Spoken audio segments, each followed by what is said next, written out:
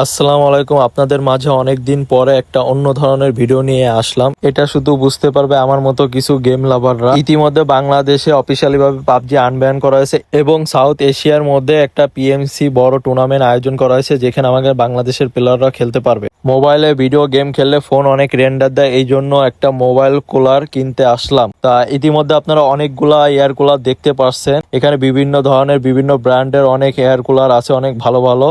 এই এয়ার কুলারটা দেখতে পাচ্ছেন ডাবল ফ্যানের, এবং আমি খুব ভাই গরিব মানুষ, আমার ফোনটা ডিসপ্লেও ভাঙা। অনেক দিন ধরে একটা শখ ছিল যে একটা ফোন এয়ার কুলার কিনবো, অবশেষে কিনে ফেললাম। এই যে আমি যেটা এখন হাতে নিছি, আমি এই এয়ার কুলারটাই নিব।